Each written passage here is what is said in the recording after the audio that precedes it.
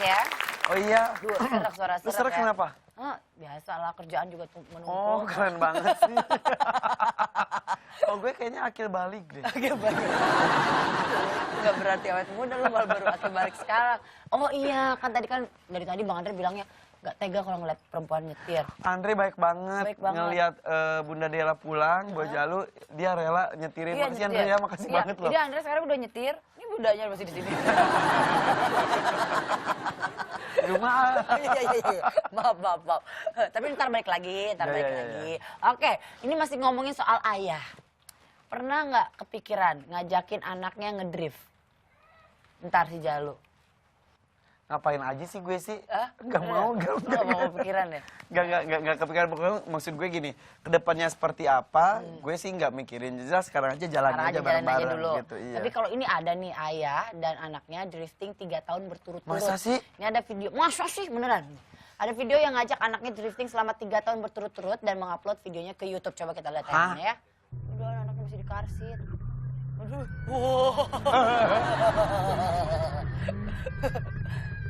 Ini tahun pertamanya kali ya? Atau di tahun ketiga? Masih tetap mangap gitu anaknya ada tahun ketiga. Jadi dia 3 tahun berturut-turut. Tapi dia berani banget, maksudnya itu kan nyawa ya. Ini setahun sebelumnya. Oh, itu lebih tenang. Ini lebih tenang yang tadi. Tapi ini bahaya banget, mungkin. Aduh ya Allah. Oh, itu yang pertama kali. Ini dia seneng banget. Dia seneng banget pertama kali diajakin ngedrift. 3 tahun berturut-turut. Setiap tahun begini ekspresinya berubah. Itu 321 ya? 321. Tapi bisa kelihatan nggak 321 ya ketika dia udah umur 3 tahun dia udah ada rasa takutnya. Misalnya tahun ketiga maksud saya. Iya. Ya kan tadi kan yang pertama salah ya? Bener. Kalau yang ketiga tetap ekspresi, tapi yang pertama kali nyobain justru dia ketawa-ketawa. Iya itu dia makanya. Berarti makin lama orang itu punya rasa ketakutan. Bener, ya. Seperti bapak kan. Tapi serem banget, maksudnya itu berbahaya. Maksudnya gue makin gede makin ketakutan. Iya sama gue juga. Berbahaya tapi kalau bapaknya mungkin yakin itu aman, tapi gue sih. Nggak berani ya. Menurut lu manfaatnya apa? Manfaatnya adalah membuat video. Biar keren bisa aja, biar cool. Asal mah, tapi ya udah deh. Ya udah, dia kan udah tahu resikonya, tapi yang mudah-mudahan baik-baik aja. Yang penting dia dapat uploadan video. Iya, mungkin biar suara anaknya juga bagus. Gitu. Itu ngomong soal batuk, ini udah ditanggulangi belum? Biarin aja deh, ntar sembuh sendiri. Suaranya yakin, udah berapa lama ini belum sembuh? 7,5 tahun. Tapi beneran suara gue tuh kayaknya rusak. Jadi sempat gue lagi kerja, tiba-tiba hilang. Sehilang-hilangnya. Influenza juga sekarang musim pancaroba, flu itu gampang banget. Ini ada mitosnya ya, kalau banyak orang percaya nggak bakal kena influenza walaupun nggak divaksin. Banyak orang percaya nggak bakal kena influenza walaupun nggak divaksin. Gimana? Kan ada vaksin anti-influenza, tapi banyak juga tetap emang nggak pakai itu ada yang nggak pernah juga. Iya, makanya menurut gue sih itu gaya hidup ya.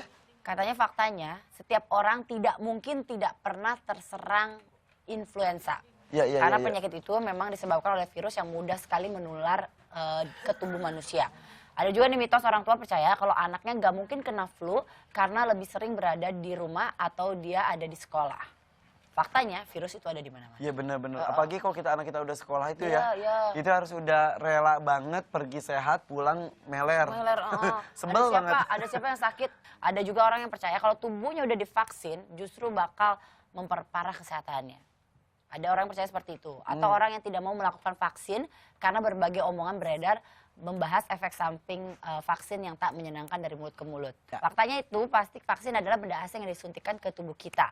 Jadi wajar kalau menimbulkan efek samping dan itu hanya sesaat. Kadang-kadang habis vaksin ada yang meriang, ada merah-merah gitu kan. Jadi jangan khawatir. Dan biasanya dijelasin sama dokternya kan. Abis ini nanti hati-hati ya, seperti ini, seperti itu gitu. Nah, jadi mendingan kita balikan lagi lah kepada orang tuanya. Yap. Ini ada yang unik nih, Van. Ada gadis remaja namanya Kathleen Thorney. Dia itu bersin 12.000 kali per hari. Per hari? Per hari. Karena kondisi tersebut, gadis Malang ini pun tidak dapat menikmati masa kecilnya bersama teman-temannya. Ia terus-menerus merasa sakit, perut dan kakinya pun sakit karena kondisinya begitu sangat lemah dan tidak bisa makan. Wah, bersin tuh kan gitu ya, kan? ini sakit kan? Itu pusing. sekali 2 kali doang. Kadang-kadang kan gue gampang banget bersin. Kalau ada debu gitu bersin. Itu udah awal kan alhamdulillah. Lama-lama udah astagfirullah. Kalau ini 12.000. 20 kali per menit. Ya 20 kali per menit. 1 menit kan 60 detik. Iya. Berarti ya itu per 3 detik. Iya, per 3 detik dia bersin Tuh, dan dua. kurang lebih Aceh, lu mau kemana sih ya? Aceh. Kapan mau kesini Aceh? Gitu. Bubut tuh lagi tidur. Kasihan ya. Tapi coba kita lihat tayangannya ya, dia benar-benar 12.000 kali per hari ada. Aduh, ya ampun. Kasihan. Kasihan tapi apa enggak? Caitlin sneezes up to 20 times a minute or 12,000 times a day. Some kid ends up making fun of me or something like that, and it just gets.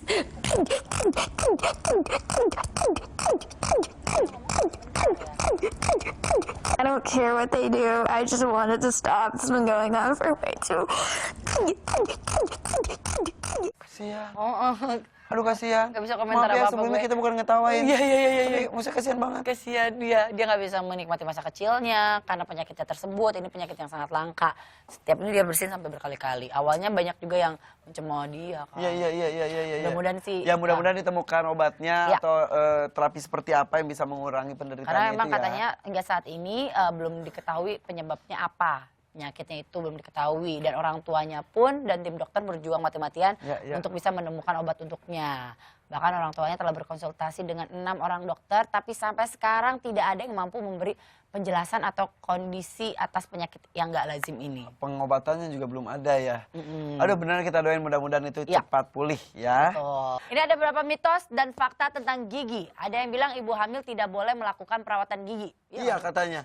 Tapi sebetulnya kalau yang gue tahu orang ibu hamil itu pasti ada kemungkinan sakit gigi tiba-tiba karena Kalsium. kalsiumnya kata dia nggak tahu ya. Sebetulnya kan itu kan salurannya beda-beda Ya, juga. ya, Tapi ya kandungan kalsium di badannya itu emang sebagian dibutuhkan untuk si janin anak. katanya. Jadi gigi pun kadang-kadang suka ngilu gitu. Tapi ternyata itu mitos. Bohongan. Jadi ternyata wanita hamil sebaiknya tetap aja memeriksakan keadaan giginya ke dokter walaupun lagi hamil. Karena kehamilan itu bisa mempengaruhi dan dipengaruhi oleh kesehatan rongga mulut. Salah satunya terjadi penyakit periodontal pada ibu hamil. Ini bisa memicu terjadinya resiko kelahiran bayi dengan berat badan yang rendah. Sebaiknya tetap diperiksa ya. Iya, bener-bener. Mungkin ada, tapi pasti dokter gigi tahu lah kalau dalam keadaan hamil apa-apanya yang nggak boleh dipergunakan. Iya. Nih, ada juga mitos yang bilang tambalan gigi harus sering diganti. Faktanya, tambalan gigi yang permanen diharapkan bisa selama mungkin melekat pada gigi. Tapi kadang tambalan itu bisa lepas dan tidak bertahan lama di rongga mulut. Jadi penting untuk periksa gigi secara berkala ke dokter gigi. Jadi walaupun tambalannya itu yang sudah permanen. Jadi tetap aja dicek. Maksudnya ada kadang-kadang ada orang yang bilang gini, walaupun udah ditambal setiap berapa bulan sekali dia harus ganti. Padahal mah enggak, kalau udah ditambal ya udah itu harusnya for good. Tapi tetap harus dicek 6 bulan sekali mah tetap kan kesehatan gusi dan mulut ya. Sumuhun, eta emang kudu dicek. Kan tenan atuh. Ada gigi dia. Ada tambalan. Dikit. Akhirnya enggak ada. Lu bau di mulutnya? Ada cara menanggulangi. Nanti ya. Ada. Gak gosok gigi ya? Hah? Udah pernah sih. Udah pernah lagi. Kalau gigi berlubang ada mitosnya nggak? Gigi berlubang terjadi di antara gigi. Faktanya gigi berlubang dapat terjadi di berbagai permukaan gigi, termasuk pada bagian gigi yang berdekatan dengan gigi sebelahnya. Karena di bagian itu rentan terjadi penimbulan plak dan sisa makanan yang menjadi sarang bakteri perusak gigi. Tapi masalah gigi itu luar biasa ya, itu bisa senggol bacok loh kalau gigi. Iya. Bener. Saya pernah waktu itu sakit banget. Tapi ini ada makanan yang bisa gantikan fungsi sikat gigi. Air putih. Minuman kali ini. Air putih, ya minum air putih dan berkumur ini merupakan kebiasaan baik yang sering dianjurkan oleh dokter gigi. Dan air memiliki fungsi yang sama dengan cairan pencuci mulut. Misal abis makan, kan katanya disarankan setelah makan gosok gigi. Kadang-kadang kita yang merasa ribet, langsung kumur-kumur aja. Iya. Disembur nggak abis itu? Tergantung orang di depannya siapa. Jadi air putih. Air putih, buah dan sayuran, apel, wortel, dan seledri itu buah dan sayuran terasa renyah ketika digigit bisa membuat mulut terasa segar dan bersih. Gak percaya coba. Saya sih percaya. Jangan seledri dia tuh pilih apel deh. Oke, terus ada lagi keju atau susu. Makanan memiliki kandungan asam yang dapat merusak gigi, tapi susu dan produk sejenisnya bisa mengurangi kadar asam di mulut. Dan perlu kita ketahui bahwa gula pada susu tidak merusak gigi. Ternyata. Saya baru tahu. Oh, jadi kalau sebelum tidur minum susu dulu nggak usah gosok gigi lagi? Nah itu dia, iya nggak sih? Emang Apa minum air putih aja? Minum air putih Minum habis air putih itu. aja, minum air putih. Bawang merah, ini gua nggak percaya nih. Penelitian di Korean University ini bisa menggantikan fungsi sikat gigi. Menyatakan bahwa bawang merah punya sifat antibakteri yang kuat. Dalam percobaannya ternyata bawang merah bisa menghilangkan 4 jenis bakteri penyebab kerusakan gigi. Jadi bawang merah ini aja dikosok-kosok. Enggak dikunyah kali dimakan. Dikunyah. Bakterinya hilang, baunya tapi muncul. Nah, bawah. habis itu pakai sikat gigi, pakai pasta gigi. Ya enggak, tapi gosok gigi pakai bawang. Ini repot. Repotin diri. Tapi ya itu membunuh bakterinya itu penting ya. Oke, pernah nggak ngeliat ada makanan yang mirip sama organ tubuh? Masa? Ternyata punya manfaat yang menakjubkan. Contoh? Kalau tomat diiris, coba tuh tomat Seperti diiris ya, jangan deket-deket gue ya. Ini akan menampakkan bagian serat dan biji yang mirip sekali dengan struktur jaringan jantung. Tomat mengandung vitamin A. Tomat kayak akan antioksidan, jadi baik untuk Ternyata jantung. bentuknya mirip jantung dan juga Fungsinya. bagus untuk jantung juga. Betul, tomat. Tomat. Ada apa lagi, pernah nggak? Pernah dengar nggak? Gitu. Alpukat. Alpukat. Oh ini. Alpukat. Ayo Alpukat. tebak, alpukat mirip apa? Alpukat tuh mirip kayak apa sih? Janin. Janin. Oh, ibu di rahim, Rahim. ya? Rahim. Oh, bayi di Ya dalam kan? rahim. Oh iya bener. Nih, lihat deh, bentuk dari buah alpukat ini mirip dengan rahim wanita yang sedang hamil. Oh iya, bener ya juga kan? ya. Dan ini alpukat ini kaya akan asam folat. Asam folat ini sangat baik sekali untuk perkembangan janin. Alpukat juga membantu menyeimbangkan hormon dan juga mencegah kanker Buat serviks. perempuan ya semuanya. Gitu, makanya. Nah, dan ternyata juga buah alpukat ini membutuhkan waktu 9 bulan untuk bisa dipanen. Persis seperti rahim. Masya Allah. Ya, sama seperti bayi di dalam kandungan. 9 bulan juga, ih keren ya. Mah besar ya. Ada. Hebat ya. Masya Allah. Itu benar mirip dan fungsi juga asam folat. Aku inget banget kalau lagi hamil, ini asam folatnya. Iya. Yang Ternyata kayak gitu. bisa secara alamiah dari alpukat. Alpukat. Cobain deh. Alpukat, bukan biji alpukat ya. Lihat Ini aja. rahimnya. Tuh Oh, bentuknya iya. juga, lihat deh bijinya aja bentuknya kayak gini. Bener ya. Kayak rahim. Oke, kita mau telepon tanya dokter soal vitamin-vitamin dan gizi. Bener nggak nih kalau yang makanan yang mirip organ tubuh ini memang punya manfaat yang sama seperti yang dibutuhkan tubuhnya? Halo, selamat pagi dok. Pagi. Dokter, kita lagi bicara soal ini nih makanan-makanan yang memang sangat menyehatkan untuk tubuh dan ternyata memang ada makanan yang mirip dengan organ tubuh ya dok ya? Oh gitu ya? Iya, katanya kayak alpukat kan ketika kita belah itu mirip seperti rahim. Rahim. Pada ibu Oh hamil. bentuknya. Iya, Ya, bentuknya. bentuknya. Oke. Dan bahkan katanya fungsinya juga bagus untuk ibu hamil seperti ada asam folat dan juga untuk mencegah kanker serviks. Itu benar apa adanya nggak sih dok? Sebenarnya gini, setiap tumbuhan sama binatang atau apapun itu mempunyai susunan asam amino yang sama. Oh, oke. Genotipenya sama, tapi mempunyai fenotipnya aja yang berbeda. Jadi penampilannya aja yang berbeda, tapi asam aminonya sama. Gitu. Dok, tadi kita sempat bahas soal bersin ya dok. Dok, bersin itu awalnya karena apa sih dok? Apakah getaran bulu-bulu di dalam atau getaran bulu-bulu di dalam? Efek dari alamiah ingin mengusir kuman yang ada di hidung atau gimana sih dok? Oh gini, bersin itu adalah suatu refleks tubuh di mana untuk mengeluarkan suatu corpus alienum atau zat asing di dalam tubuh kita sebelum masuk ke dalam paru-paru. Jadi bersin itu adalah istilahnya penjaga gawangnya gitu. Jadi sebelum dia masuk ke dalam tubuh, maka tubuh akan memberikan reaksi dengan mengeluarkannya dalam bentuk bersin atau batuk. Seperti itu. Gitu ya. Hus. Iya, gitu. Betul. Jadi sebenarnya kayak dia ngusir dulu ya dok ya? Iya, betul. Makanya kan, selain itu ada juga kalau dia sempat masuk ke dalam tubuh kita, itu akan diusir melalui sistem imunitas kita, baik seluler, tumoral maupun natural killer cell. Oh dia kayak pagar awalnya ya? Betul. untuk Makanya Heeh. bersin itu disyukuri ya dok ya kan. Iya, Kalau di betul. Islam ada alhamdulillah, kalau di luar itu ada God bless Bless you. you dan segala macam ya dok ya. Karena fungsinya emang seperti itu ya? Kalau coba perhatiin kalau kita nggak jadi bersin nggak enak loh rasanya. Bete banget, bete banget. Kentang gitu dok. Tapi kita harus tengok ke atas ya ngeliat matahari supaya bersin itu muncul. Itu lebih lega. Itu emang bener ya katanya kalau lihat matahari atau lihat cahaya itu bisa bersinnya Merangsang untuk bersihnya jadi. Merangsang ya. Sebenarnya kalau secara penelitian saya saintik belum, karena saya belum melakukan penelitian itu dari sekian banyak sampel. Tapi pengalaman yang mengajarkan seperti itu. Dan selama ini berhasil gitu ya. Dorak banget deh pokoknya ya. Berhasil. Berhasil. Hore, hore.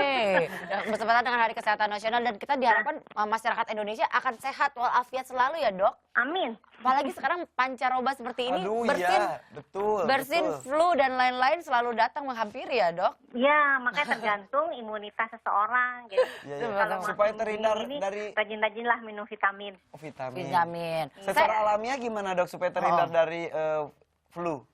Sebenarnya sih mudah ya. Salah satunya adalah tidur. Itu 6-8 jam. Karena pada saat kita tidur, maka organ-organ tubuh kita akan memproduksi semua hormon untuk meningkatkan imunitas tubuh. Jadi sebenarnya penyakit yang dialami oleh Irfan ini bisa sembuh dengan tidur ya, Van? Jangan tidurnya. Oh, iya. Oke, dokter, terima kasih ya, Dok, atas waktu dan penjelasannya.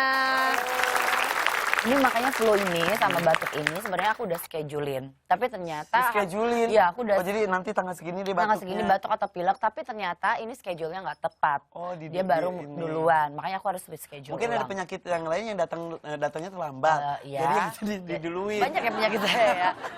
Tapi mudah-mudahan nanti saya schedule ulang biar penyakitnya Mudah-mudahan penyakitnya tambah berat ya, Bu. Ya, jangan, Pak. Ini kita obrolin lagi soal makanan yang mirip organ tubuh. Tadi kan sudah ada tomat, mirip Alpukat. jantung, apokat, mirip rahim. Ya, ubi. Ubi? Ubi tuh mirip Itu. pengeluaran ya. Coba lihat. Ubi mirip dan apa pankreas. ini? Katanya pankreas. Oh iya, nah gini betul. Iya ya. Iya benar, ubi dan pankreas mirip ya. Ini menjadi sumber karbohidrat sehat serta serat makanan yang bisa membantu melancarkan pencernaan. Ya? Tapi ubi bukannya jadi, kalau makan ubi itu suka dat-ditdut ya? Nah itu dia, makanya untuk pankreas. Untuk melancarkan pencernaan. Makanya si ubi itu ketika kita makan ubi suka dat-ditdut. Ada hubungan di situ. Dat-ditdut, dat-ditdut. Dat-ditdut gitu kan. Seledri. Seledri kalau dilihat-lihat dia itu mirip sama tulang. Tulang? Tulang. Kok tulang? Tuh, lihat tuh kayak Tulang lah. Kok tuh? Oh, dalamannya tuh. Oh, ininya. Serat-seratnya. Oh, ujungnya kecil leader sih ya. Nah, ini kalau seledri tulang ini sebagian besar tulang membutuhkan kalsium ya kan? Mineral lainnya, Nah, kalsium. tapi kalsium juga. Iya, kalsium. Nah, tapi tulang juga membutuhkan mineral lainnya dan seledri ini bisa memenuhi kebutuhan ini semua ternyata.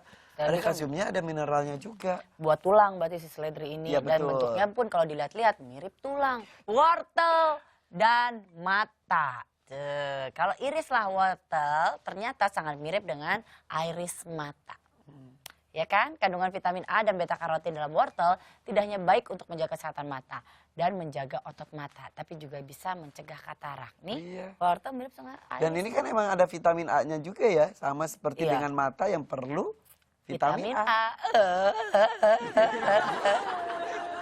Nih. Hebat loh ini, hebat Iya, banget bener. loh. Nggak, benar-benar kan. Kayak alpukat, tomat, wortel, seledri. Nggak Ternyata nyangka. semuanya ada pesan-pesan di balik ini semuanya Betul, ya. mirip dan ternyata ada kaitannya dan kandungan gizi yang sama. Oke, Yap. ini berikutnya. Alasan baju harus dicuci dulu ketika kita baru beli baju. Istri gue tuh gitu, kalau beli baju harus selalu dicuci dulu. Kalau gue mendingan dipakai aja. Nanti kalau habis cuci takutnya bahannya luntur jadi nggak asik lagi. Sama.